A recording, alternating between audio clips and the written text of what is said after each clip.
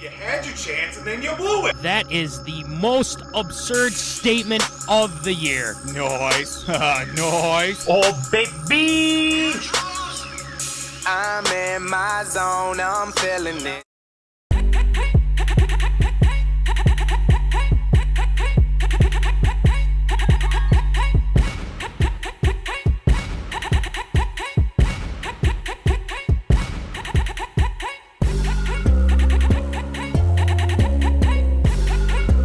Live from West St. Paul Studios, it's time for MinneZona Sports Live with DJ Matty C and Paul the Shield Vold. And this is MinneZona Sports Live. We are back. Yes. Episode, oh my gosh, it's episode 164. Who would have thunk? We are back. We are ready to go. And I'm your host, DJ Matty C, a.k.a. Matt Callan, a.k.a. Callan, a.k.a. Matty C, etc., etc., etc. And all the way from Granite City Studios in St. Cloud, Minnesota, Paul Vold. Shield, what's going on, Shield? Just by the skin of my teeth made it here to the show here tonight, as always. And, well, not as always. You know, a couple of things in life kind of preventing me from making the show. But luckily enough, able to make it. Plenty of time to get ready. And we got a doozy of a show here tonight, too. We do have a doozy of a show. We're trying to get a certain someone in on our show here. But yes. He's having some internet connection issues, and I don't know what's going on his end. But we are going to try to get him as soon as humanly possible. So, but without further ado, Voldy, we had some breaking news. We did. The Minnesota Vikings have traded for camakers and swapped a conditional 6th-round pick and a conditional 7th-round pick. We are going to dive deep into that for Hot Take. It's all Vikings. Hot Take. There's a lot to touch on. That's why I kept it on the way I did. So, without further ado, let's just get right into it. Let's get going. Do it. Let's do some Tater Tot Take.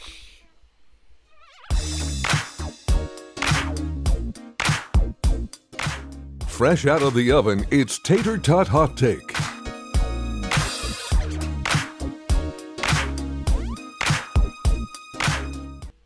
All right, it is time for some Tater Tot Hot Take. Voldy, there's just a lot to go on with our Minnesota Vikings. There is. Yes. They first. Hold on. Hold the phone. Holding. Guest is in the green room. Well, he doesn't need to be in the green room. He We needs don't to be want out him here there. with We us. want him here. Come on. What's going on here, Munson? What are you trying to do here? It's. I'm so confused. Technology at its finest, people. It's true. So as we start getting Cole in, Voldy, why don't you tell us your thoughts on the Cam Akers trade? Your let me know what your thoughts, gut reaction. What do you think? Gut reaction, my first initial reaction was, man, Minnesota is becoming the land of the misfit running backs at this point, because they did add Myles Gaskin just before the season opener as well. You've got Alexander Madison, who unfortunately isn't been living up to par to the point that we need him into as well. And then you also throw into, let's go get a guy that was part of a Super Bowl winning team just a few seasons ago. It's adding on to the pressure now, because we all knew that Kene Nwangwu, he's out for the season basically. Looks like Ty Chandler, he's going to be used primarily in the return game so far, if you can even say return game, and that's a backup running back position. Now you've got Myles Gaskin, now you've got Cam Akers as well, and the pressure for Alexander Madison to perform is literally now or never, because he could very well be cut after the game coming up here on Sunday. Very well could be. As we welcome Cole Munson. Hey, there you are. What took you so long, buddy? Gross. Well, my internet's currently out, completely out. So this is on my phone, folks. Hey, beautiful data. What? It's working so far. We're gonna roll with it. So Cole, by the way, there's a certain zoner that tunes into the show that wants to, make sure that Cole's on. And yes, we have Cole on for this whole show. So claps out to Cole for sticking with us today. Obviously, it was a great plan. We had it. We totally had it planned. So, Alex, 100%. your boy's here. Don't hate on us now. So we have him. So you best be tuning in, throwing in comments, things like that. Cole, I just asked Voldy his gut reaction on the Minnesota Vikings, and Cole, you said you have some Vikings takes to give to us tonight. So we're gonna give our reaction to the Cam Akers signing. Then we're gonna talk the Vikings losing to the Eagles, and then the Vikings signing Daltonrisner, the Alexander Madison social media. Pretty much racist comments thrown towards Alexander Madison and whatnot. And then we're going to quick preview Vikings Chargers, and then we'll get your Cole's takes as well. So what's your gut reaction, Cole, to the Cam Akers signing? What do you got? Well, it's a free lottery ticket. I mean, what was it, a swap of sevenths, you said? I mean, at that point, throw a dart at the board, see what happens. I mean, it's worth a shot. You got the money, you got the assets. Just take the shot. I don't have a lot of faith in Cam Akers. I mean, he's started 16 games in 4 years. Granted, some of that time was behind Todd Gurley and with the Rams, but he's proven time and time again he can't stay on the field. He's obviously came back from some serious knee surgeries. So, I mean, it's a dart throw. It is what it is. I don't got a lot of faith in the move, but you're giving up close to nothing. So, it is what it is. Well, the production, as we know, has not been there for our Minnesota Vikings, and it seems like Cam Akers being benched or something in the last week. I don't know what happened there, but something. It's a weird deal. But him coming to Minnesota, you almost think that, okay, O'Connell's familiar with him. Wes Phillips, our OC, is familiar with him. And seeing what Alexander Madison been doing a great job, not necessarily his first 2 games, but you add another back to give them a little bit of more flexibility at the position. Because obviously, I don't think O'Connell sees Ty Chandler as a good number 2 for right now. Maybe there's he's proven that time and time again. Right. So, I think that it's a fine trade for now. We'll see what he can do. He's gotta be able to produce, and the Vikings desperately need it because their rushing attack has been pretty much non-existent. So, our gut reaction to it, it's fine. We just gotta see the production. So, Alex, finally a quality guest. Wow, throwing shade at us. Come on now. Come on. Love you, Alex. Thank you. Just remember, stuffing the ballot box with all this Munson stuff. It stopped. It stopped. Those are unfounded accusations. Okay? Don't be... No, hey, nothing was proven. Nothing was proven. I'll have to go back in my archive again. These unfounded allegations over here. Also, as a Broncos fan, don't get too excited about Dalton Risner. Well, he can't be any worse than Ed Ingram right now.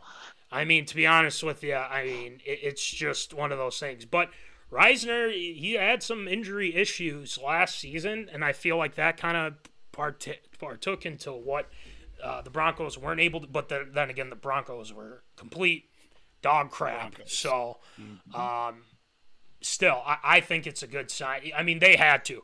You have to be able to protect. Kirk's getting hit way too many times. I think someone put up a stat that, he's one of the most hit quarterbacks in the NFL since he started. Oh, yeah. I mean, it's that simple. But he's putting up, guess what he's doing?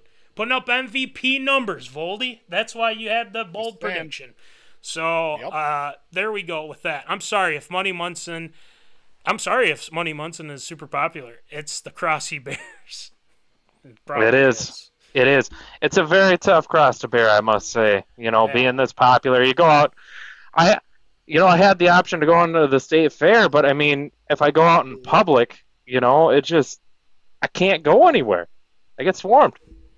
Yeah. I call BS on that. Anyway, let's move on to. Okay, we're already talking about Dalton Risner. I obviously I gave my thoughts on it. I think it's a good signing, especially the way that our offensive line did look against the Eagles. They fared okay with the guys that they had, but I give this my absolute stamp of approval. This should have happened sooner, in my honest opinion, but I'm glad it's happening now, and they realize, hey, we got to do something because Ingram is a problem. So, Voldy, your thoughts on the Risner signing? Well, like Munson said, with Akers, it can't get much worse than what it is right now. You definitely throw out that you can get Dalton Risner in the mix for that interior offensive line. And obviously, he is a veteran in that spot. The Vikings need bodies. That's the short and plain of it right now, is they need as many bodies as they can, especially with these guys going down left and right. You got guys out of position. You just are mixing in as many bodies as you can. If you can get, obviously, Dalton Risner at a reasonable discount compared to where he was during the offseason as well when he visited in training camp, it's going to be a win here for the Vikings. I'm not overly shocked right now at the signing, it's got my stamp of approval so far just based off the fact that the Vikings need as much help as they can get at this point. All right, Money Munson, show us the cross you bear. What do you think? Well, I think Dalton Risner, as Alex said, he's nothing special, but with what we have, we don't need anything special. You're going from arguably the worst guard in the league to probably league average. And if you can take league average right now, you take it in a heartbeat because Ed Ingram should not see the field. He should be sitting on that bench. I think any of us three might do just as good of a job. It has been horrible. It has been absolutely horrible for him. Quite probably the worst player on offense. And like you said, our offensive line depth right now is in rough shape. We have people going down left and right. I mean, you had your right tackle, probably shouldn't have played. He did, though. Who knows if he's going to play the next game. Left tackle, too. I mean, it's just our offensive line is in shambles, and we need to correct it. You can't have as bad of a middle of the offensive line as what you do and expect to win. Mm-hmm. Yep. And granted, let's not forget, and I'm not trying to give them a pass or anything here, but they've gone against two of the top fronts in the league. You had the Buccaneers, who are still very good, and you had the Eagles. And it's very tough in that sense, but Schlottman was getting blown back by the rookie that they got in Carter, and it was just showing like they got to do something with that. And then Ingram obviously giving up sacks and getting beat left and right. It's just this had to happen, and Bradbury. It doesn't seem like anything's been good coming out of Egan from that, because he's with his back problems. He had that crash last year and whatnot, and I mean, back problems aren't something to mess with. They're very tricky, to say the least. So, yeah, honestly, they should have done it sooner, and they got him one year, $4 million. Like that's a pretty good price for a guy that's been a starter in this league for a little bit. So now here's my question. We'll do it quickly here because I know we got to get to the other things here. But real quick, where do you put Risner? Because a lot of people assume, okay, yeah, we'll throw him at right guard, right? Well, his natural position is left guard. Do you put him at left guard? You move Cleveland to right guard, or do you just slot him in at right guard? Voldy, what do you think? Or is there another combination? What do you got? No, I think you put him at left guard. Obviously, you want to get him comfortable right away in his natural position, too, at being left guard. Force Cleveland to go over to the right side as well. Obviously, he's been in the system long enough to know what potential position it is, and if he knows how to play that spot as well, I'm sure that he'll be well diversified at that. I think you want to get the new guy as comfortable as possible, so I definitely think you put Risner at left guard to start. Okay. Money Munson. Yeah, you put him at left guard. You flipped Ezra to right guard. Ezra's got experience at right guard, not a ton, but it's better than none. Also, if you've got a guy trying to learn the playbook, you don't stick him at a position he's never played. So, yeah, you stick Dalton Risner at left guard. You move Ezra to right guard. And then, yeah, hopefully things... I mean, it can only get better on the interior. So, yeah. Mm-hmm. Okay. We'll see what happens Sunday. I don't know if he'll go or what's going on there. But let's get to the zoners here. Alex says, old man Jason Peters is still available. Vikings should call the nursing home. I thought he already signed, didn't he? I mean, I think he did. I'd have to Google. Hey-o. He's a good left tackle, but the thing is we have Darisaw, so I'm not too worried about that. Yeah. O'Neal, but okay. Do we have any update on Darisaw, by the way? I think he was limited in practice today, if I'm not mistaken. From what I've He has a pulse. That's about He has a pulse. That's a win. That's a win. Breathing. I believe he's walking on 2 feet. He's hey, that's better than Ed Ingram most of the time. He's at Chili's saying this. Oh my God, Kirko, chill. Even though it's no chill right now. No chill. No chill with Kirko. Hey. No chill right now. So, yes, Munson. Nah. Oh, Yeah, I mean, you can't break out like, the chains yet. You can't break out the chains yet and do those celebrations. We ain't get a win yet. We have 0 wins. You can't. He's been the top passer in the NFL. He's put MVP numbers right now. Right, Shield? You can't be that. Exactly. Can't beat that. All right, let's get to the game. Speaking of the game, okay. Game. Man, they were down. So Madison fumbles. Oh, by the way, Brandon Powell fumbles. Oh, Kirk fumbles, but then again, he was bashed because of terrible offensive line play. But it was turnover city in Minnesota, or in Philadelphia. And the Vikings actually played pretty well despite those fumbles. Despite those, the defense played okay until they couldn't stop the run. And that's when things started to go downhill because the Vikings stopped the big play. They didn't let Hurts go around. Danielle Hunter played very well in that game, and it just came down to the turnovers, and they just couldn't, we gave it away too much, and that's been the story of the Minnesota Vikings so far, these first two games. Voldy, give us, let's start off with Munson. I feel like we'll get Voldy right after Munson here, but Munson, what were your thoughts on the game? Obviously, I pointed out some the weaknesses. Is there anything I missed? What do you got? Well, so obviously you hit the nail on the head. You can't turn over the ball 7 times in 8 quarters. That's just not, in 8 quarters. This is not winning football. You can't do that. That's a recipe for disaster in and of itself. I thought the defenses actually looked pretty good. Obviously, you struggled to stop the run, but they had been on the field for a majority of that game. If you look at the time of possession, it was insane for most of that game. A lot of, you got to hold on to the ball. You got to get the defense off the field, but the offense has to help out there. The interior offensive line, I'm going to hammer this point home, it needs to be better. You can't have people falling in the lap of Kirk-Cousins. You can't have constant pressure and people just in his lap all the time. It's just not going to work.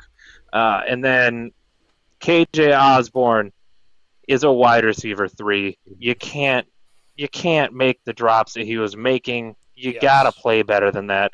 Between the interception in the first game where the ball just got ripped out of his hands, and then the multiple drops that he had in this Eagles game, you need to be better than that. And Jordan Addison at this point needs to be wide receiver 2. Reduce the amount of snaps, and just move forward. But I've got faith that they can win this week. I know I'm kind of jumping the ship here on topics, but you just got to clean up the turnovers. If you clean up the turnovers, we're playing well enough to win games. But you can't dig yourself. Right. Yeah. You can't dig yourself an 0-3 hole. So you got to win this week. Yes. Yep.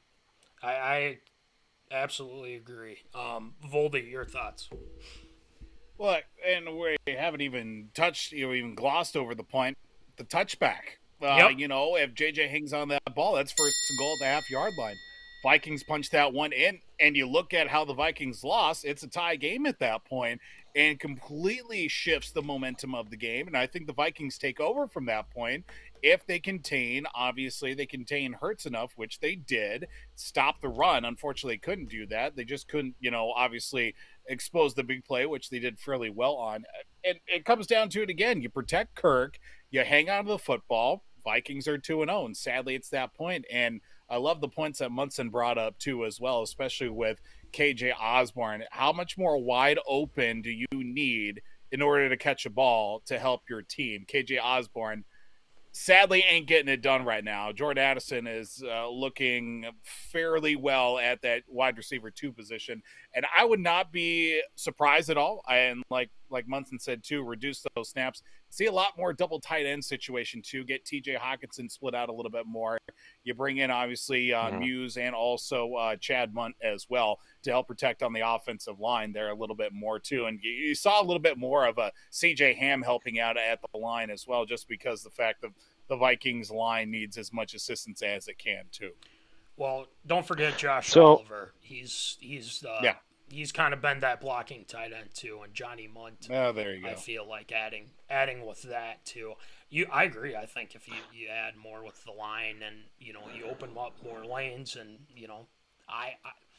it's just I feel like we played from behind, and that's why we threw so much too. And we really didn't get to the run game. So Munson, go ahead. Do you guys think that Naylor or Powell will start eating away at some of these snaps with I could see Naylor KJ Osborne really struggling? Yeah, I could see Naylor in there, but maybe Powell a little bit more. Yeah, but go ahead. I see Powell doing it because I think Powell's going to start eating away at some of these snaps. He's got to hold on to the ball, though. That's for sure. He does. Yeah. He definitely does. But, it's a Kevin O'Connell guy. He is a Kevin O'Connell guy through and through. He's someone that O'Connell trusts. And if you start seeing KJ Osborne really starting to struggle, then you're probably going to see Powell snaps starting to go up, and you're going to see more 3 receiver sets with him and Ashton. So. Okay. Well, yeah, Voldy, I'm glad you brought up the Justin Jefferson fumble with the touchback. I agree. Mm-hmm. Like, I know this is a whole other debate. We won't get super into it, but I do kind of want the Zoner's thoughts on it too. The whole touchback rule, and I feel like I've experienced that and fell victim to, like even in high school when I was at STA, that stupid touchback rule. Granted, yeah, they should change it, but at the same time too, I mean, got to hold on to the ball, especially at that point in time. And JJ said, I take blame on that. Things happen. It happens, right? But like you said, Voldy, it's a whole different ball game if he, gets down at the one there and we go in and score. So one thing to factor in. So after the Vikings lost to the Eagles, before I get to that, Chargers. Alex says Chargers defense is straight booty cheeks. Vikings should be able to do whatever they want on offense. So start Kirk Cousins. Yeehaw. Start, obviously, I don't know why you wouldn't start JJ. Start Addison. Start Hawk. Hawk's going to be, I think he's starting to kind of show why he's a top tight end now too. So we'll get into that in a second. But I do want to bring this up real quick. Alexander Madison, after the game, was, got a lot of Instagram hate, racist comments towards Alexander Madison. He posted it on social media, and it really went viral. And these fans that, I wouldn't even say they're fans. They're just straight up a-holes. And, the fact that they, put all that out there, they hide behind social media and say that kind of stuff is just disgusting. So, Munson, what are your thoughts on that whole incident? Well, obviously you can't do that. That's horrible. That's not being a fan. That's not being critical of him. It's just being a racist. Right. POS. You can't do that. And I'll venture further on down the show with some of that, but as a fan, you're supposed to, you can be critical. There's a firm line there where you are allowed to be critical of your team. You're allowed to be frustrated with their performances. He has not performed up to par and what we were hoping that he would. That does not give you free reign to just absolutely to spew that type of language at the guy. Everyone's human. All these players are still human. You can't do that type of stuff and get away with it. So I'm glad he called him out. I'm glad that became public, and I really hope that it curtails anyone else that is thinking about trying that type of stuff. Two things I'm going to add to that. One, they did interviews, and I feel like I saw that Kirk was wearing the I Am Gifted hat that Alexander, he's part of this organization, or he made it himself, to be honest, and people are repping that and, supporting that and whatnot. And then the second thing is what they said in there, like telling them to have a gun and, kill yourself type of thing. Like, come on. Are you freaking kidding me? Like, obviously I'd say something else here, but at the same time, why are you, who gives a crap about your fantasy team? Who gives a crap, if you're a Viking fan? This is just a game. These guys are actual human beings. So, It made me sick, to be honest. So, Voldy, your thoughts? Well, in the interest of us being a PG show with a sprinkle of 13, I know that PG-13 movies often get one swear word to use in a certain aspect of the film, but for the sake of this, people fucking suck is the main message I hate to throw out here. It's just like at the end of these are just people, dude. They get paid to play a game that you are no good at, and like it's ridiculous. Like at the end of the day, they still go home, they have families, they have friends, and you know what, sometimes you make a mistake at your job. How would you like it if someone was super critical about your job enough to basically say, hey, you should probably go kill yourself at the end of the day because you didn't do well enough at your job? Like, what are we doing here? Like, it's ridiculous. Like, yes, we can be critical, and at the end of the day, our opinion doesn't matter because we can talk all we want about a certain player and a certain team and how they do, but our opinion doesn't ultimately matter because, team won, team lost. It matters maybe to them because they're the ones directly affected by it. But to us, we get to enjoy the benefits of their hard work, and we should just leave it be. And it's just completely ridiculous that professional athletes have to deal with this on a regular basis because of the fact that maybe they didn't do well enough. They made a mistake, and millions of people see it each and every day or get to see it over and over again, and they have to relive that because they are their own biggest critics too when it comes to stuff like that. And I think it's just completely absurd that we even have to continue to mention this, or this stuff still happens in this day and age. Right. I'm not going to add too much to it because, people know that they should be held accountable. And honestly, these are, I feel, and again, you guys probably would agree with me here too. These are burner accounts. People are hiding behind this whole thing, and they are putting those comments out there, and they think, well, no one's ever going to find me. Oh, they'll find out. The thing is there's people, there are ways to find who has that account. So I think they should be held accountable for what they said to Alexander Matt. And the thing is this happens after probably every game. There's just for sure, demented people that go out there and do that, and it's very sad. So. Well said. If Jerry Colangelo can't get away with the burner, you're not going to get away with the burner. Does KD still have a burner, by the way, on a lighter? I'm sure. I'm sure. Burners on burners. Oh, yeah.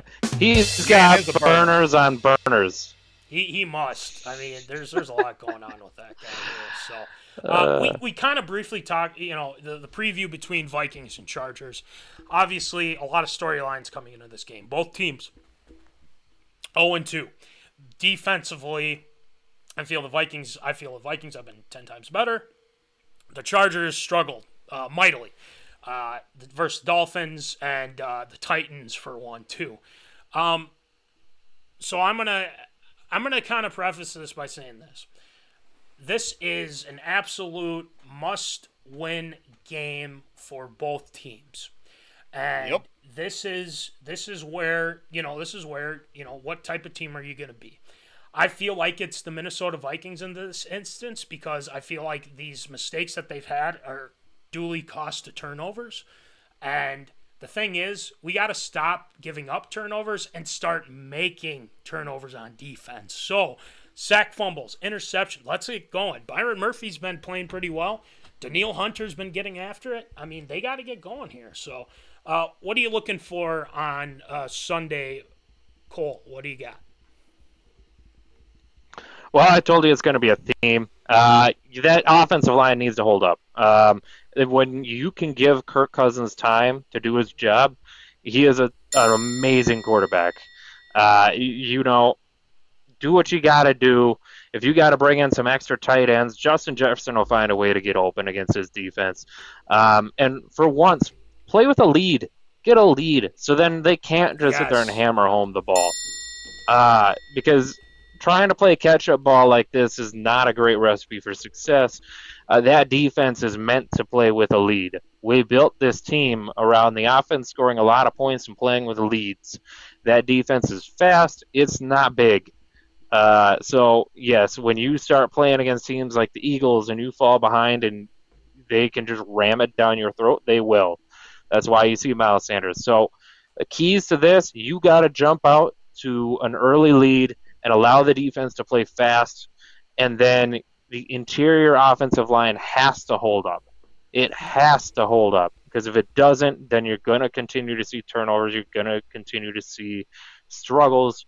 And yeah, it's just not a winning formula if you keep turning the ball over and allowing interior pressure.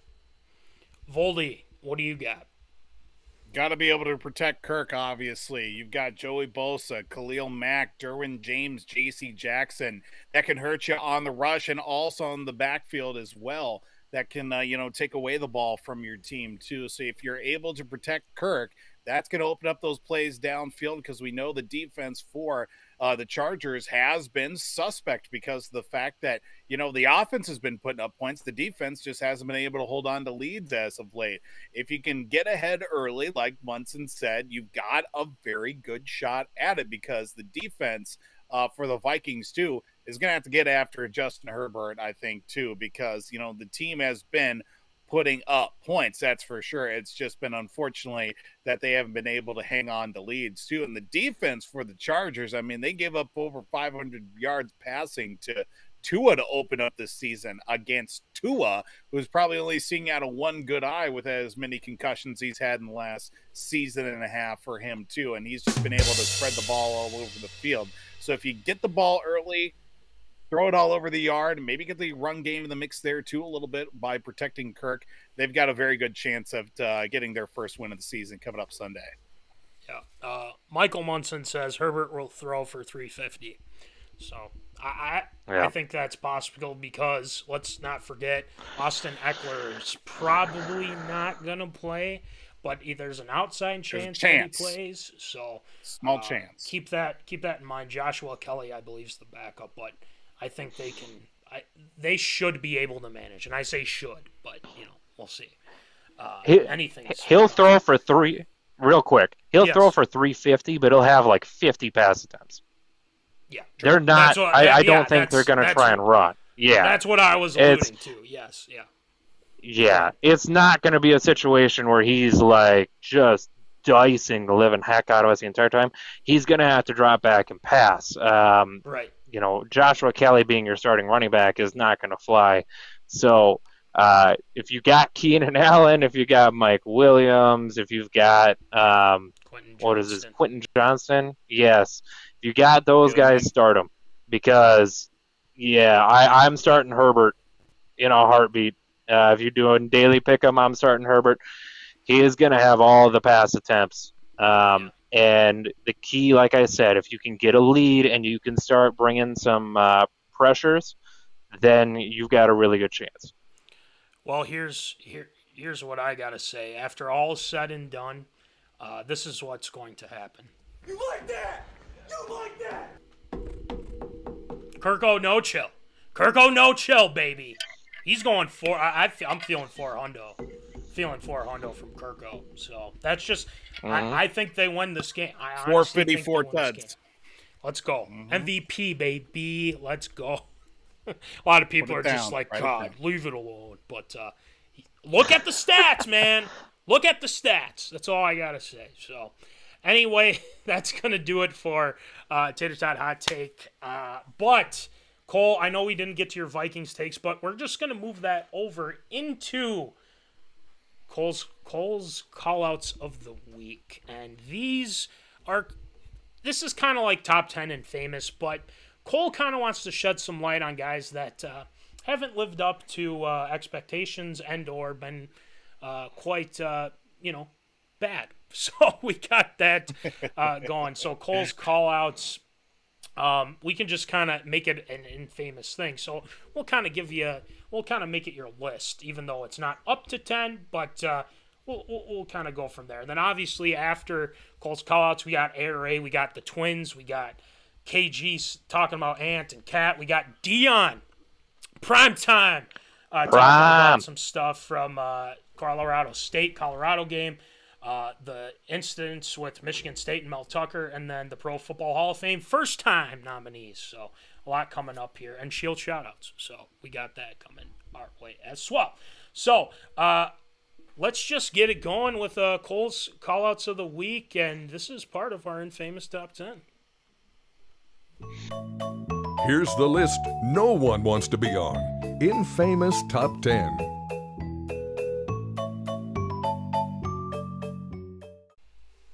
So, Cole's callouts. Cole, who are you calling out tonight?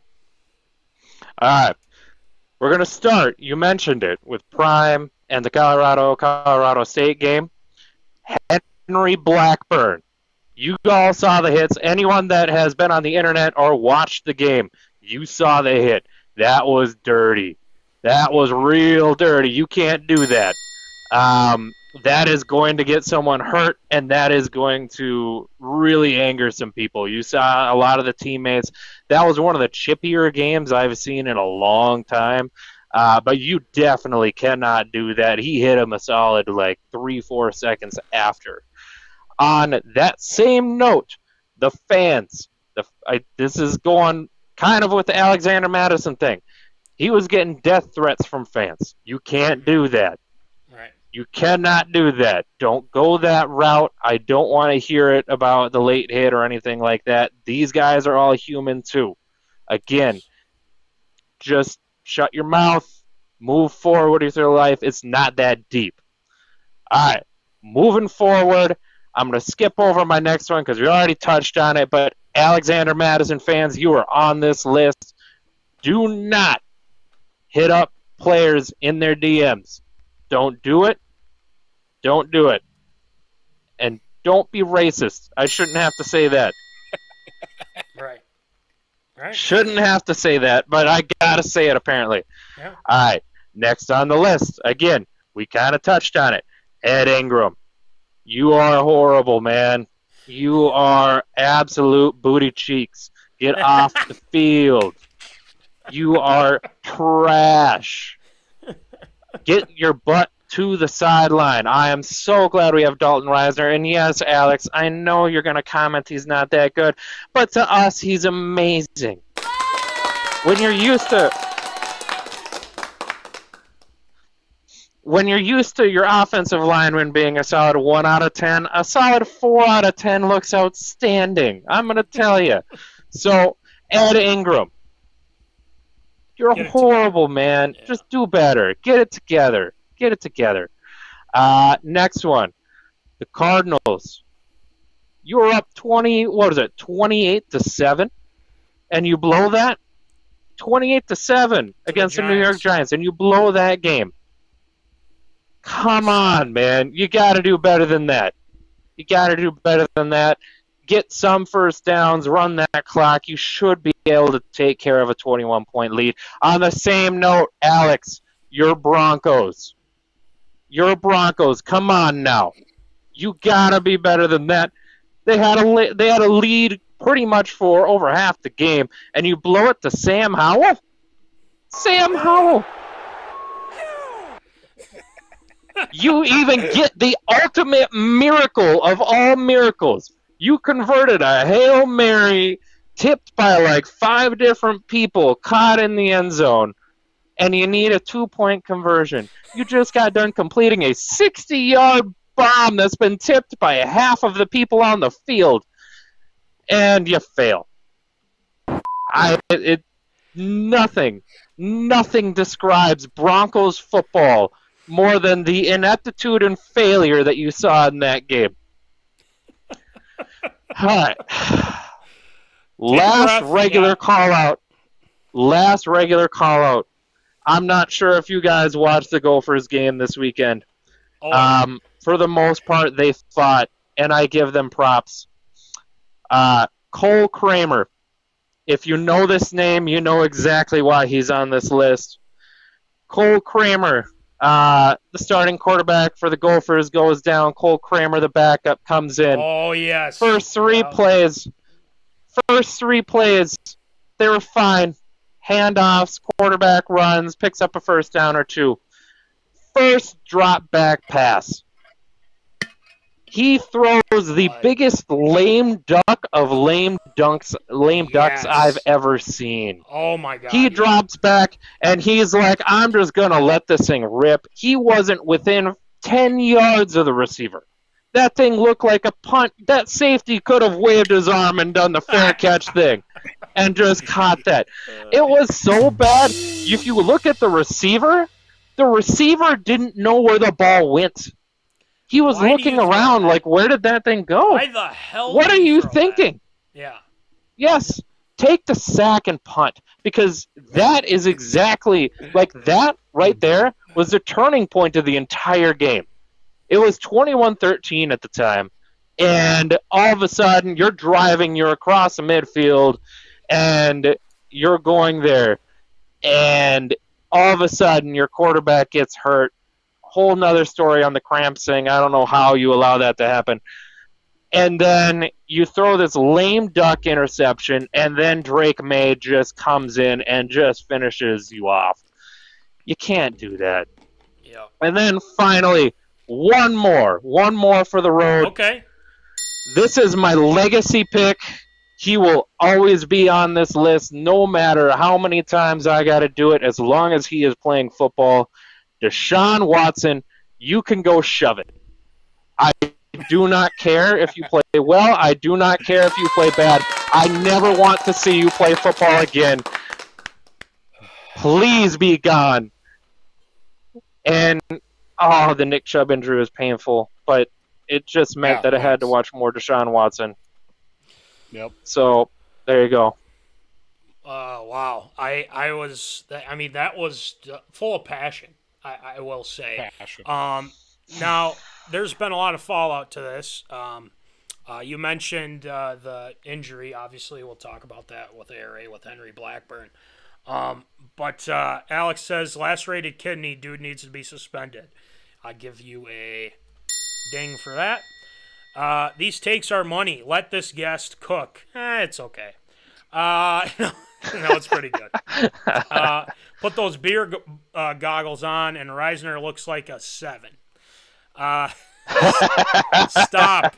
I'm already hurt. Money, if you don't stop, I won't vote for you again. Cole turned 29 yesterday. Yes, it was Cole's birthday yesterday.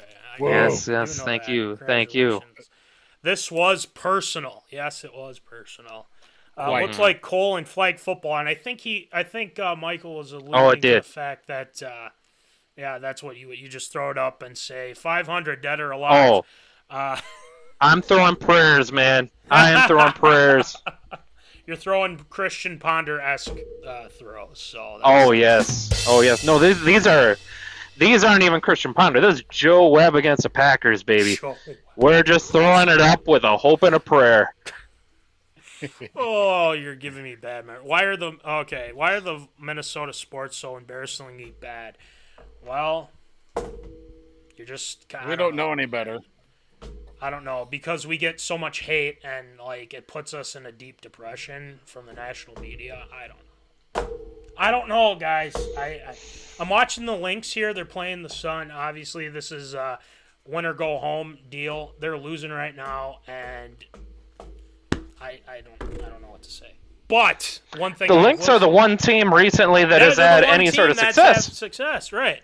So this century. We give them a lot of credit. And so, Cole, I really like the call-outs. I think we can make this into a thing. I really enjoyed that. There was a lot of passion into it. Voldy, what were your thoughts on his passion there? What do you got?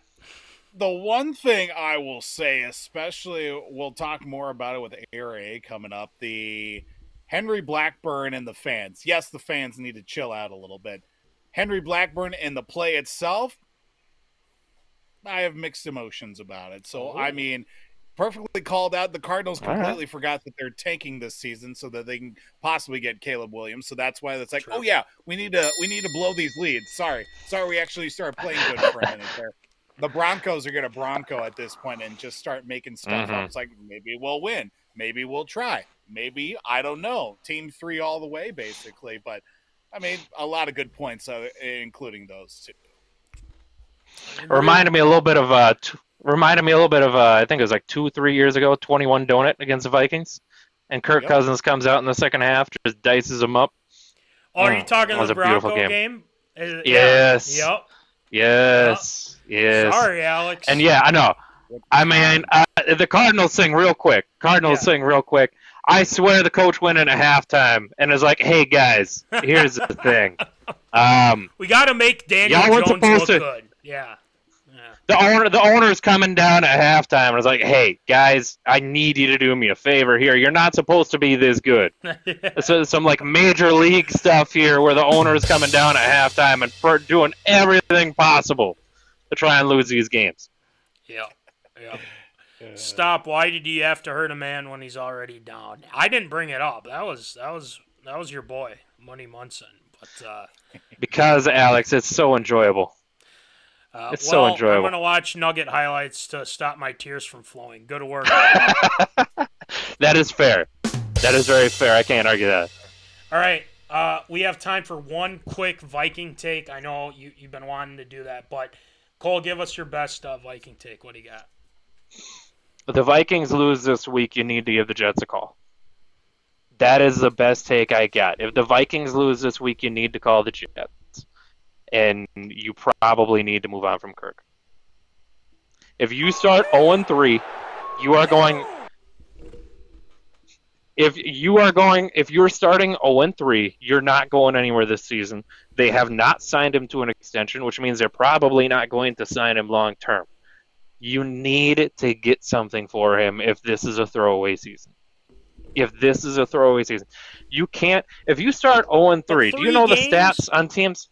Okay, 3 games. Callahan, what are the stats of people making the playoffs after an 0-3 start? It doesn't matter. It is not good. If it starts early enough in the season, they can turn it around. They have the guys to turn it around. They do. Come on now. Yeah, Don't okay. Give up on them after 3 games. No. Listen, I'm looking towards the future, man. Sure. I just watched Drake May completely terrorize my Gophers. And I'm going to bed, and rather than seeing sheep, I'm dreaming about Drake May in purple and gold tossing touchdown passes to Justin Jefferson. Like, at that point, if you know you're not going somewhere and, like, long-term this isn't going to be a thing, then you need to sell high. And if you can get something important from the Jets that you can turn into trading up for, like a Drake May or some of these top quarterbacks, then you need to do it. You can't sit back on this season and finish 9-8 and pray for like the 7 seed, only for you to just get your absolute floor wiped with you by the San Francisco 49ers because you can't stop the run. You can't do that. And we may end up winning the division, who knows? But all that means is that we're probably going to be the last place division winning team, which means you're seeing either the 49ers or not the 49ers. You're either seeing the Dallas Cowboys or you're seeing the Philadelphia Eagles. I want to see neither of those teams. I don't think we're better than either of those teams, to be completely honest. Not right now, no. So I don't see, if you lose this week, how you can continue to go. I think once that happens, and then my other take, real quick, just throw it in there, is if you do that, then you also need to look at Danielle Hunter. Okay, so, I can see that. Not the other one, though. No way. Not in my opinion. No way. I don't think it's Voldy. But listen to this before you get to Voldy. Kirk has a no trade clause in his contract right now, so you have to factor that in. You can't just go and it's too early to do that. That's just my opinion with it. Voldy, go ahead. On what? What are we trading for? That's the question. Like, what do you have behind Kirk Cousins? We have nothing. We have nothing. Voldy, let me answer that. Thank you. For the last 7 Can I answer that question for you? Please. All right. So the idea around it would be you trade Kirk Cousins, and let's say they offer like a 2024 first-round pick, because they can't offer their first right now. You now have that first. You have your this year's first. You have a second first for next year.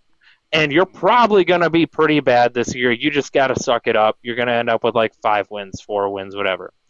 And you're going to be right there in prime position for a stud quarterback, and you're going to be high enough that you don't have to pay a crazy premium price for him. Hopefully you can get Justin Jefferson locked up. I was hoping before the season this would be done, so then we don't got to worry about it. But your whole idea here, if you start this far behind, is that you're going to be bad this year. You're just going to swallow deep. Nick Mullins, you're going to die behind that offensive line, or you're going to be the sacrificial lamb, and you go get your quarterback of the future.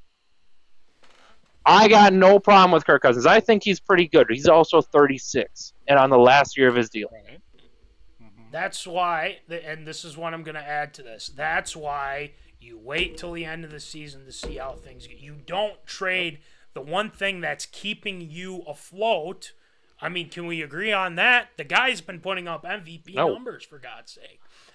This is something to where you have to wait and see how this goes. And there's been reports, and a lot of trusted sources are saying that JJ wants Kirk as his quarterback. That's hence why he hasn't signed his deal, because if Kirk goes, you might as well throw. I mean, I don't want JJ to go. We can't afford JJ to go. If JJ goes, we're in deep trouble. I'm telling you, we're in deep trouble. More people will leave. That's just it's too early to do that. But they would have to go down 1-6, 1-7. Then I would consider it. But they got to win. I mean, it's that simple. It's that simple. But that's just our opinion, and that was very fun. I will say that was enjoyable. But we can agree on things, we can disagree on things, and I enjoyed that a lot. So, Jason says, or no, excuse me, Michael says, Kirk can veto trade. Jets will be 1-2. Michael Munson says, Jason agrees with the man, but he's a Rams fan, so his opinion, No, I'm just kidding, my cousin. I'm joking. Have the Vikings already started playing games? I had no idea. It's all about the Twins now, says Peter Farley. As the Twins are playing well. But, claps out to the Twins. They're going to win the division. Let's get out of the first frickin' round. How about that? How about that? We got to do something there. And if we're not able to do that, we in trouble. And they have the longest streak in postseason. Like 18. Now is it 19 now, Voldy? I can't remember because of those damn pull ads. So that's all I got to say on that. But we're going to talk about Twins in a second here because it's time for some absurd or approved. We got Twins, we got KG, we got Deion, we got the Michigan State situation, we got the Pro Football Hall of Fame first-time nominees. So let's get it going. What's up? Absurd or approved? It's time for everyone's favorite segment, Absurd or Approved.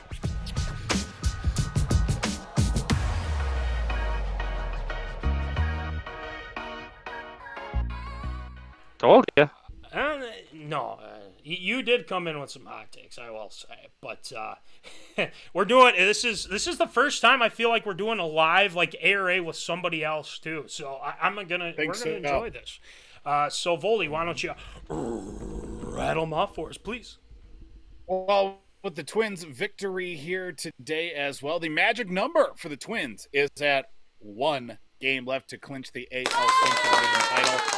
But it hasn't been without many, let's say, bumps in the road here as of late. The latest as well, Carlos Correa going on the 10-day injured list as well. Been dealing with some plantar fasciitis as of late. And, of course, in the last couple of games, Royce Lewis has been running on a bad wheel as of late, too. So the injuries stacking up at the wrong time. We know Carlos Correa has been battling with the foot and ankle for quite some time here, pretty much throughout the whole season. Hasn't slowed down the Twins at all, especially given the fact that I believe it was at this time last week they were at 8 to clinch the AL Central. Now they're just 1 win away from doing so as well to celebrate in a AL Central crown as well. But with the injury to Correa, and then obviously now with Royce Lewis now running on a bad wheel as well as of late, do you think these injuries with Carlos Correa and even the hot swinging Royce Lewis, those injuries will they be troublesome for the Twins here going into the stretch run, looking towards the postseason as well? I think even just before the show, I got an update with the Correa situation. It seems like he's going to be ready to go postseason. So that's some good news there. So we keep our fingers crossed. But will it be troublesome? I hope not. Because look at what Royce Lewis has been doing these past couple weeks. Ever since he's come back, the dude's been red hot. And I said it once, I said it before. We need to start putting faith more into Royce Lewis than Byron Buxton. And I hated to do that. I really did. But Royce Lewis is on fire. You got to ride the hot hand. And, Royce Lewis has been, showing how great he's been doing. But the injury, I don't like it as much, obviously. But they're going to need everything that they can muster in order for them to, get out of the first round, for one, but also maybe even do some damage beyond that. And they have, oh my gosh, I'm going to say it, they have the pitching. Pitching's been okay.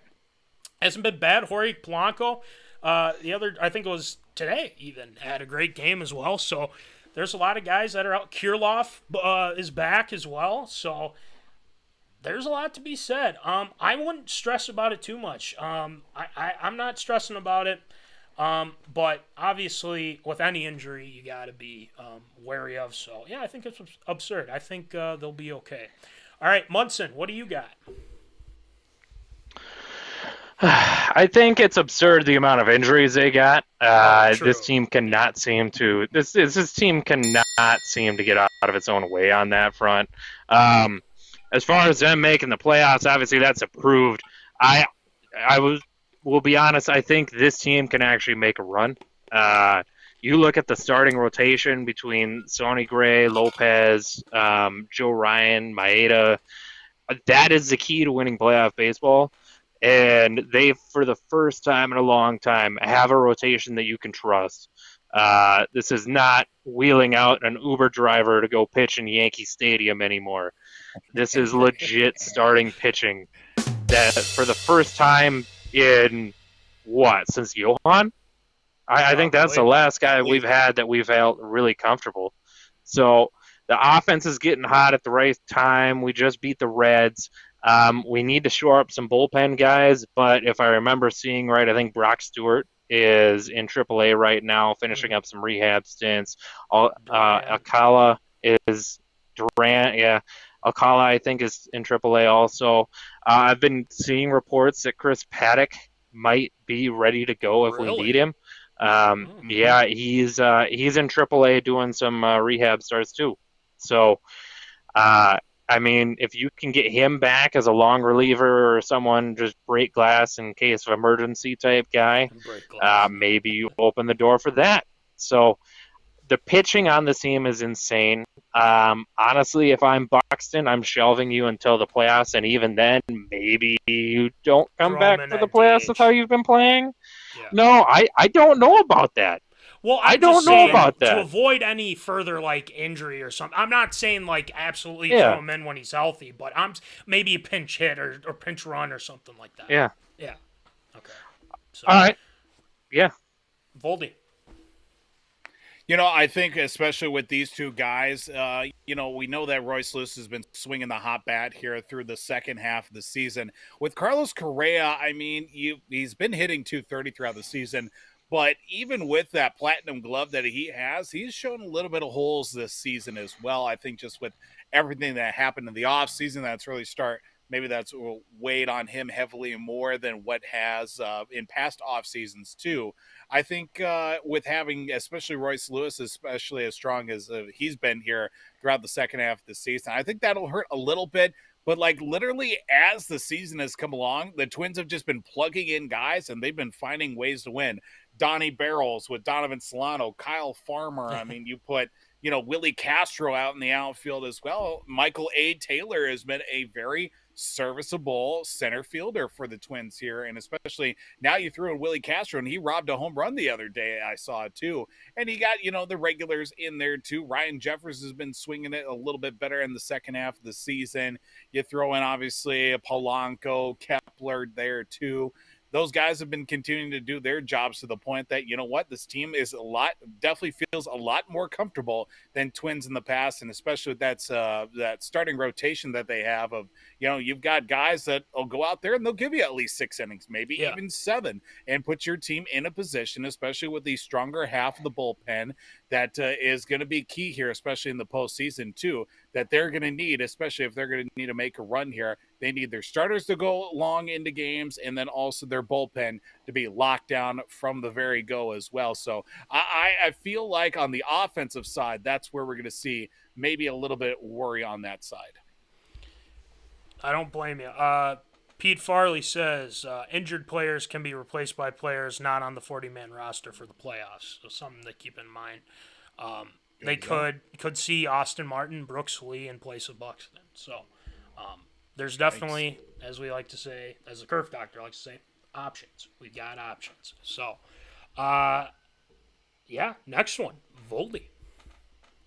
So we go to the world of the NBA, and Timberwolves legend Kevin Garnett had some words to say about his old ball club, that talking about the Timberwolves and the faces of the franchise, that said in Anthony Edwards and karlanthonytowns, and talking about how those two are the key to having the Timberwolves come out of the cellar that they have been in years past and maybe rise their way up through those NBA ranks in a very crowded, very competitive, very tough Western Conference as well. Even getting some words talking into about, how the team needs both these players, not one or the other, to rise above in that Western Conference, talking about how Anthony Edwards too big of a personality to be kind of his kind of a sidekick to Karlanthonytowns, and definitely not on board with the trade Karlanthonytowns bandwagon. He knows that it takes a whole team, obviously, and the right players to win a championship, not just one guy, everybody else give him the ball, get out of his way, and is definitely on that same page to need to build a team. But do you think it is absurd or approved, talking about KG's comments about Ant and Karlanthonytowns and the fate of the Timberwolves? I'm going to throw it to Munson first. He's our Minnesota Timberwolves expert. So, Cole, go ahead. So you're not going to like this answer. I am going to ride the fence on this one. It's both absurd and approved in different ways. I think it's approved in the fact that you do need a team to win. Obviously, you got to have talent. And Karlanthonytowns is talented, and you got to be willing to work with your teammates. So that part is approved. What I would say is absurd is he went on then to talk about how you need to kind of meld together, and there isn't a 1A, 1B type thing or any sort of hierarchy. I'm sorry, there needs to be a hierarchy. If you've seen Cat play in the playoffs, Anthony Edwards is the guy. You can't have Karlanthonytowns thinking he's the guy. So the gauntlet needs to be laid down that Anthony Edwards is a guy. So it is both absurd and approved at the same time for different reasons. I'm just glad you didn't mention that one guy that's usually mentioned. So we'll probably get to that later on. But to answer the question, KG's comments, I like the way that he presented it, because I think KG understands that you got to have that simpatico. And he compared his relationship with Stephon Marbury. Marbury wanted to be the guy, no questions asked, this is his team type of thing. Hence why he moved on, right? I think he compared that time, and the reason why I feel like I give these comments stamp of approval is because they should know by now that this is Ant's team. I've said it before on this show. We said it here, that this is Ant's team. But Cat also needs to understand, too, that he needs to step up. Because there is way too many instances where Cat will sit there and complain about calls, or he'll, won't play well, and his defense is bad.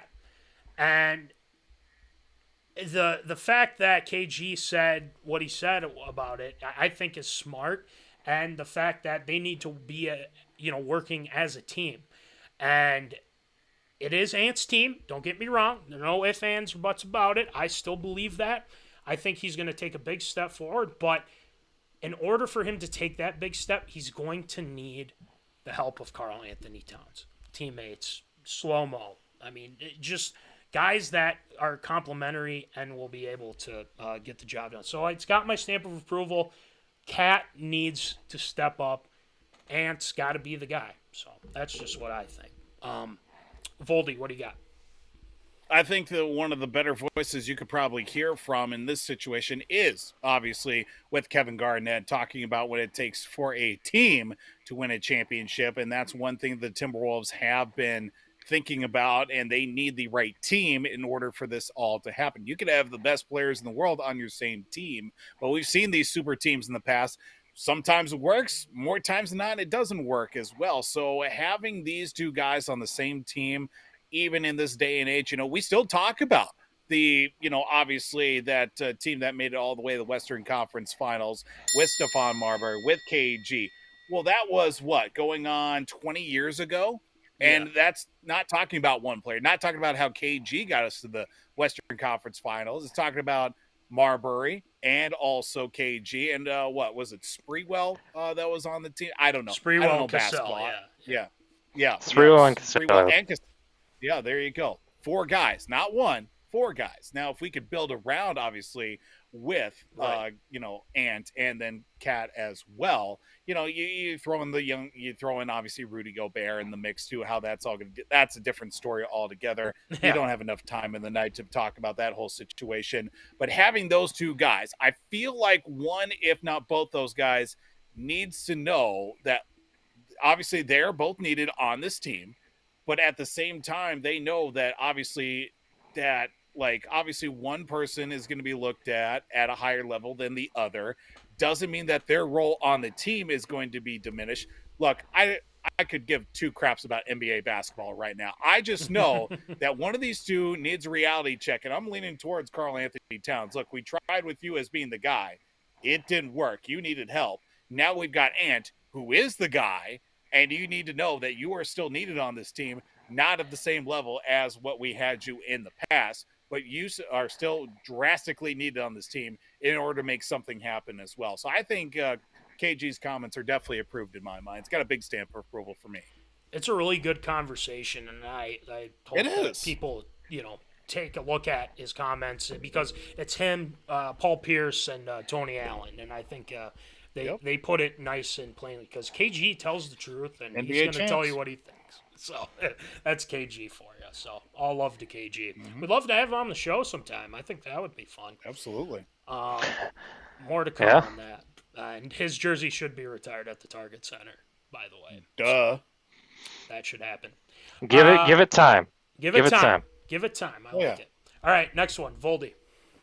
Well, we've kind of been dancing around and mentioning it a little bit. The Fire Festival that was, if you will, in college football over the weekend. Colorado versus Colorado State. Short of, obviously, money laundering on that, this was a heck of a football game as well. The big hype is Colorado going to come in and stomp their in-state rival in Colorado State. Had to come back, tie it in regulation, win in double overtime with some chippiness throughout the game. Before the game, players talking to players, having to be separated, chippiness throughout the game. And I literally said the whole time, this game is going to end in a brawl. I don't care when it hits 0-0 or not. Both these teams are going to be on the field, and there are going to be some body bags to empty out the locker rooms as well for both sides. But one of the more significant moments out of that game was obviously Colorado losing two-way star Travis Hunter to an injury on a hit along the sideline, an illegal hit that they marked it by Henry Blackburn of the Colorado State Rams, and thus the subsequent death threats that he was receiving from Colorado fans of the hit by Henry Blackburn as well. Colorado football coach Deion Sanders, Coach Prime, even condemned the death threats as well.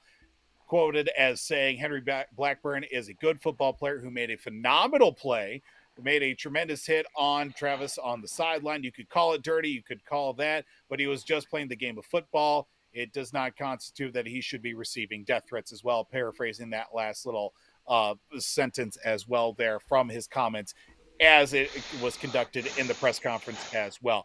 Now, do you see here, obviously, we have talked a little bit of the hit itself and the subsequent death threats. Is it absurd or approved? Was it a dirty hit by Henry Blackburn? Munson, go ahead. Yes, it was a dirty hit. I mean, he hit the guy, 3 seconds after the ball had fallen? He watched the ball fall in front of him, and he says, like, nope, I don't care. I'm getting my hit in. I mean, they said on the broadcast they're trying to send a message the whole 9 yards. You can't do that. I mean, it screamed of dirty play. It screamed of, like, 80s Detroit Pistons, I'm going to send a message and I'm going to knock you to your butt type of football. But the problem is that this isn't back then. This isn't you're running right across the middle and you can take your head off. This was pre-planned to just light the guy up the moment that ball was thrown. Whether he caught it or not, he had his mind made up that he was going to take his head off. So with the fact that was what was going on, I 100% believe that was a dirty hit with dirty intentions. I was gonna say you gotta move your head up a little bit because the lower third was eating you alive. Oh. But no. My bad. But no, my bad. This is tough. We're working with the phone here. It's tough. You got. I didn't want to interrupt you. It was so well put together. Yes, I'm saying it's a dirty hit. I give it my stamp of approval. But here's what I think's absurd though, is obviously the death threats that he's receiving. That's not warranted at all. You can be mad about the hit. You can be mad about it, but sending the kid death threats, come on. I mean, that's ridiculous. And obviously, the lacerated liver, I think it was, with Travis Hunter, who's, it's going to take some time before he's back out there. But I'm glad that Dion kind of said, hey, listen, I don't necessarily agree with Dion that he said that it was a football play type of thing, but he came in there pretty late. And, I think sometimes that, with this type of game, and Voldy said it like right at the beginning of doing this, is that this game was going to end in a brawl or something. Something was going to end in a brawl. Mm-hmm. And the thing is like, it's, it was an emotional game. You had the Colorado State, Jay Novell, I think his name is, or something like that. Talking like, the shades thing, and, I take my hat off and shades off if I shake somebody's hand or something. I mean, you have that factored in. You have them going back and forth before the game, too. I mean, there's a lot of emotions, and I think he definitely took it a step way too far. I'd say approved it was a dirty hit. I think it's absurd that they're throwing out death threats to the young man, Henry Blackburn. So, Voldy, what do you got? See, if we're talking about the hit in question as well, from what I remember seeing, and I'm actually pulling it up my phone just to confirm my suspicions as well. From what I remembered, I'm watching it here as it happened. I remember seeing this hit too. I was about 4, maybe 5 beverages in at this point watching that.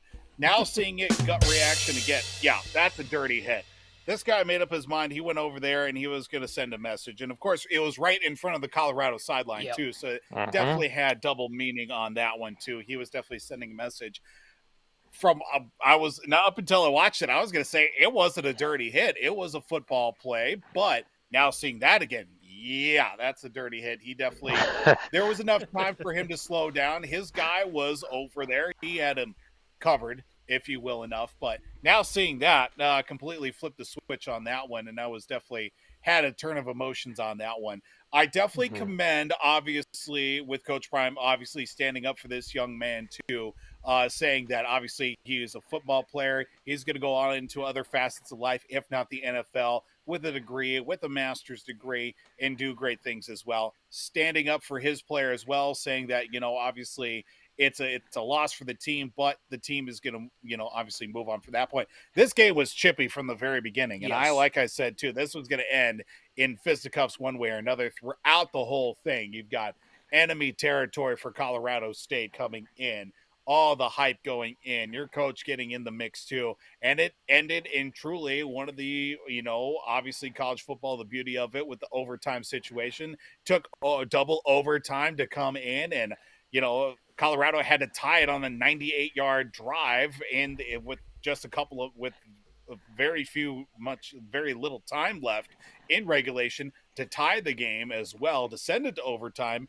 And they now are obviously 3-0 and going into, with that in-state rivalry victory. I definitely think it was a dirty hit for sure. So we'll see. I don't know if there's been any suspension that's been thrown out or anything like that. But I don't think so. No. I think it's coming. It's coming soon. So, all right. Next one, Voldy. Well, we go into, obviously, another college football story. This talking about suspended Michigan State football coach Mel Tucker, who is possibly looking into the school placing him and firing him as well, even after money being put into a new contract for him as well. Look, I don't know if I had my head in the sand somewhere. This is the first I've ever heard of, obviously, the situation with Mel Tucker, and seeing that he is, quote, being fired for cause or looking into the possible removal of him as head coach.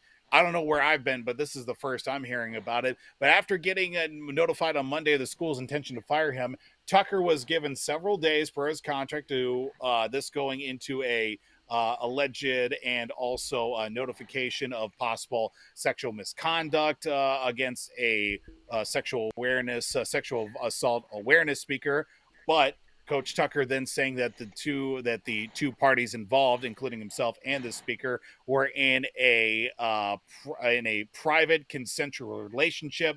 Whole lot of he said, she said going on, but then also saying that the school is going to fire him based off the fact of bias, and also the fact that they are not going to pay the rest of his more than $79 million remaining on his contract as well, if they have, quote, cause enough to fire him, thus not paying that money as well on top of it.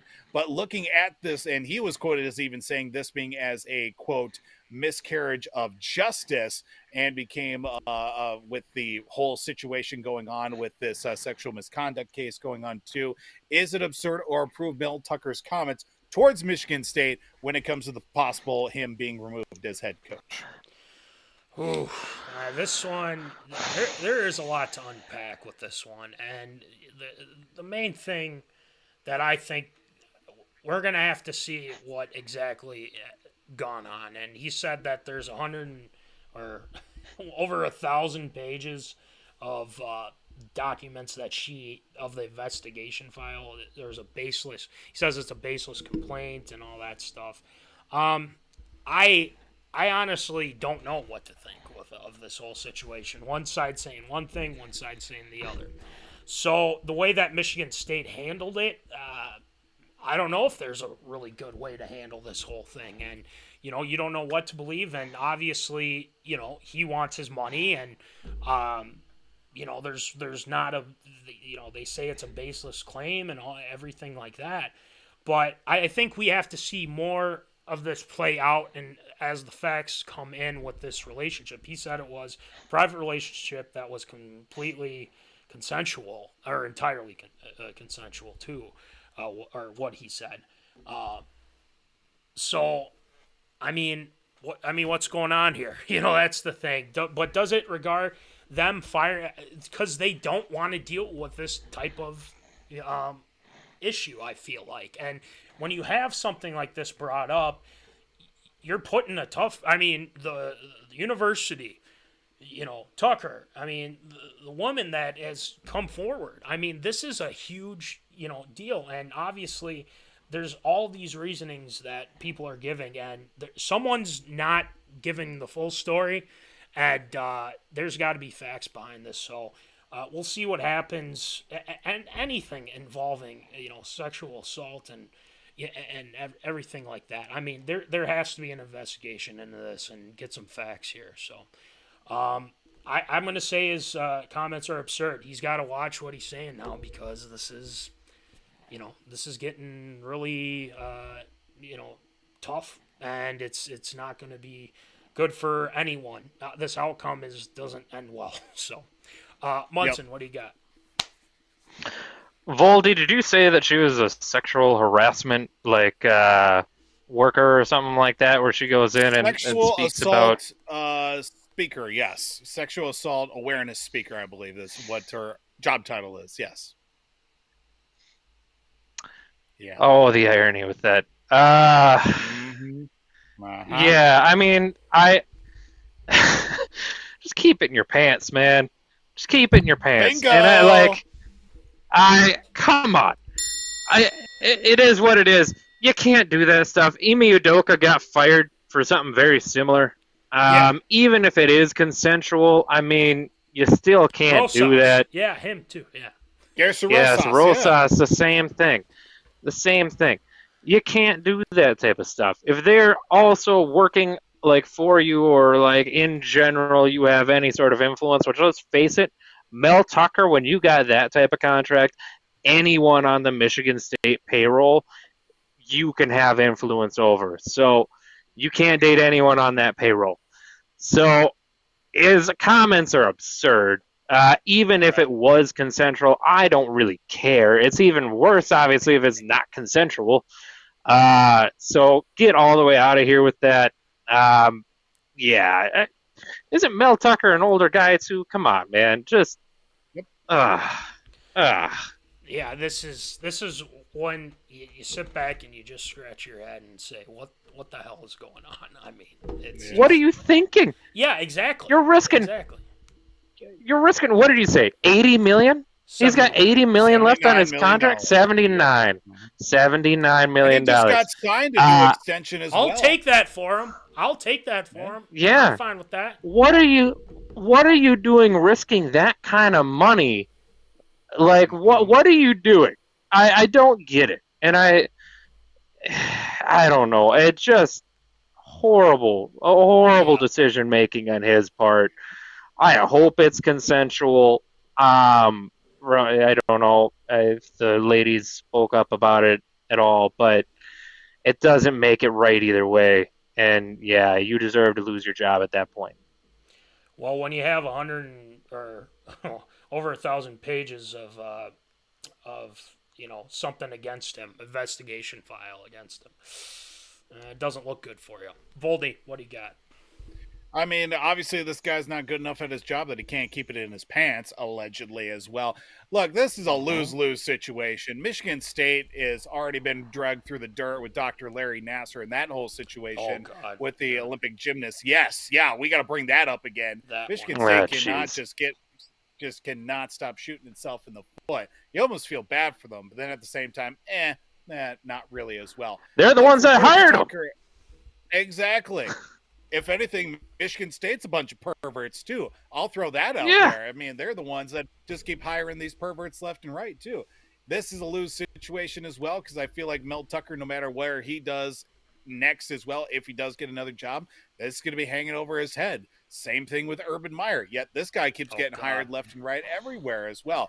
Different story altogether. But, yeah, this is not good. And even if he does fight it, is anyone going to actually take him serious or even look at him the same way as they did before? Even if he does obviously fight for his job back and obviously gets fired and gets his money as well, it's like, great, now we got a money-hungry pervert that it wants to be our head football coach. No, I'm going to transfer. Get out of this situation. You feel bad for Michigan State? Not really entirely. You feel bad for Mel Tucker? Not really entirely. Job's not, unfortunately, completely focused on football, or at least getting the job done. Now he's, unfortunately, looking into relationships with, for the wrong kind of people, for the wrong kind of reasons, unfortunately, allegedly as well. So this is any comments that he throws out there is just completely absurd. Well, I'll leave it at that. Let's do something a little bit more fun, I'd say, here. Last one, Voldy. Yes. So we go back to the world of the NFL with the first-time nominees for the Pro Football Hall of Fame. Another year, another list of newcomers to look at quite possibly getting their call to Canton, Ohio as well, which does include eligible players, 9 first-year players, including former All-Pros Julius Pepper and Antonio Gates. You look at Brandon Marshall, Jordy Nelson, Jamal Charles, TJ Lang, Josh Sitton, Max Unger, and even defensive tackle Haloti Ngata included on that first ballot, on their first ballot coming up here of the 173 nominations that'll be eligible for the Pro Football Hall of Fame coming up in the 2024 class. But looking at this first-timers class as well, who do you think has got the best chance of getting into the Hall from this first-timers list to start off? Well, Peppers, I think, should. 100%. The guy played 17 years, and he was very productive for not only the Panthers, but unfortunately the Bears and Green Bay. You know, we hate doing that, but still, he's a Vikings killer now. Don't get me wrong. He always gave us trouble. He was one hell of a player, man. You know, I just wish that the Vikings had him on. You know, but he finishes his career with 159.5 sacks, and you know, he's more than deserving. I think that he's one. Antonio Gates, I think, is definitely should be up there as well. Guy that, you know, was going to play basketball. All of a sudden, you know, he comes to the NFL, 16-year career, All-Pro.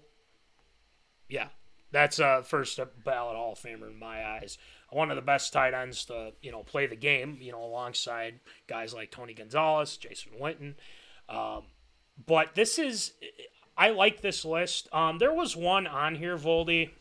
I hate to do this because I do have respect for our guests and whatnot.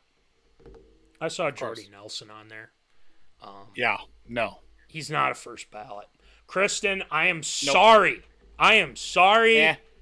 I hate to do it to you, but he's not first ballot. Will he get in there? Probably. Nope. He's not first ballot. No. I don't care Jordy if Nelson is not in the Hall of Fame. Right. No. Get out of here with that garbage. Yeah. So, you know, I know she's probably getting married to him at some point, but, you know, you gotta, you know, it is what it is. Anyway, I like I think Peppers for sure, Gates for sure. The second years, too, I want to add. Patrick Willis, Dwight Freeney, Jared Allen, I think, needs to get in this year. Darren Woodson, Reggie Wayne, I think, definitely. Torrey Holt, Devin Hester. Okay, Devin Hester. Andre Johnson. Gosh, lift up our, you know, we watched these guys back in the day, man. They were great. We're getting old, man. We're getting old. We are getting old. But, I like the list. And sorry, Kristen, no Jordy. Cole, what do you got? I mean, the two guys you threw out there, yes, they're first ballot Hall of Famers. Both Julius Peppers and Antonio Gates. Antonio Gates, in my eyes, is a top 3 or 4 tight end ever. Right. He is that good. He is first ballot Hall of Famer, no question about it. You know, no questions asked. I'm with you. Jared Allen needs to be in there. I don't know how he's not in there. But Jared Allen needs to be in there. Reggie Wayne. I heard Reggie Wayne's name thrown out there. Yep. Man, he needs to be in there. I don't know how he's not in there. And Jordy Nelson, man, he shouldn't get more than 20% of the votes. He should not come anywhere close to it. I live in the state of Wisconsin, and I don't think Packer fans will tell you that Jordy Nelson should be in the Hall of Fame. Oh, trust me. It is not. Delusional. Okay. Okay. Reggie Wayne wasn't the first ballot Hall of Famer, and you're going to compare Reggie Wayne to Jordy Nelson? I'm not Come on, man. I'm not No, I know. Yeah. Okay. Gotcha. Yeah, for sure. I know you're not. I know you're not. But those people that are trying to say Jordy Nelson belongs in the Hall of Fame right now, let's get Reggie Wayne in here first. Let's get Jared Allen in here first. Edelman in the Hall of Fame. Andre Johnson. We had a segment on that. I agree. Yeah. Yeah. With Julian Edelman. Yeah. We did. Mm-hmm. So I feel so bad for ripping Kristen's guy, Jordy, but it's just she's fine. She'll be fine. She'll be fine. Voldy, what do you got? She's got a fiance. She's fine. Yeah. Yep. Life is great. This is true. What do you got? So I out of this list here, I think Antonio Gates for sure. Like Munson said, he's definitely a top 4 tight end in all of history as well. You can definitely make the argument for top 3 as well. And the one unfortunate thing for him, he played on the West Coast where a lot of people didn't get to see a lot of his talents. Very consistent, great handler of the football. Him and Phillip Rivers rode it all the way, multiple playoff appearances, even AFC championship games as well. Unfortunately, couldn't get past the hump of obviously the New England Patriots back in their heyday as well. But definitely a first ballot Hall of Famer in my mind. I'm not going to say Julius Peppers because Jared Allen needs to go in before Julius Peppers because Jared Allen definitely over Julius Peppers for sure in many regards and facets as well. If he does get in before Jared Allen, the system is rigged against Minnesota icons as well, and that is definitely said as well. Jordy Nelson, no, he's not Hall of Fame. The only reason why is because he retired. It's a 5-year minimum retirement period before you're eligible for the Hall of Fame or something like that. But that's if he gets in, no, I'm done. The Hall of Fame is a sham. The Hall of Fame is a hoax. It's rigged. Julian Edelman definitely deserves to get in before even mentioning the name Jordy Nelson to begin with. Mm-hmm. A couple names for the 3 senior candidates. Steve McMichael, I feel like should get in. Mongo. Art Powell, Buddy Parker. I think those guys got to get in there too. Especially with McMichael because he's been dealing with ALS too. I don't know how much longer he's got left in him, but Mongo needs to get in for sure. Yeah, absolutely. Antonio Gates, Scott, he was good, man. He was so good. So good. But yes, I agree, Voldy, with the Jared Allen, Julius Peppers thing.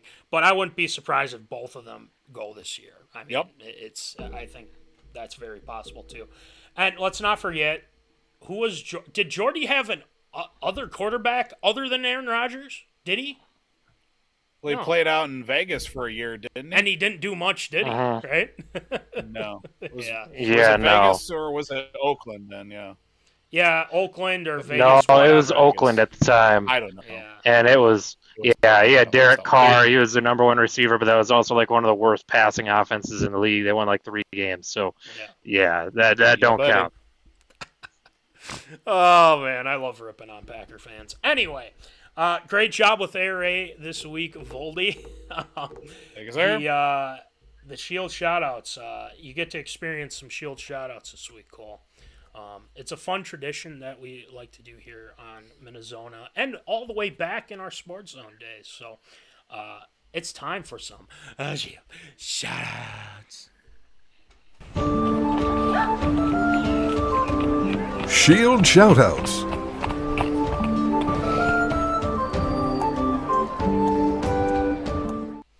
All right, Shield, who are you shouting out tonight?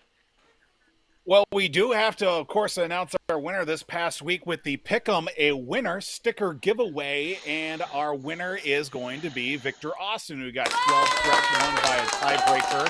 I feel like 4 or 5 people ended up getting 12 picks right, but winning via the tiebreaker, old buddy of mine from Byron, that being Victor Austin, the winner. So Victor gets a sticker, but since he did better than the Shield as well, he also gets a Shield shout-out sticker on top of it. There you go. So reach out to Victor, get those squared away and sent over to you. So big Shield shout-out to Victor Austin for winning our picks here this past week. And we also do have to send words of multiple congratulations. Former SMSU pitching coach Joel Bonnet, Coach Bo.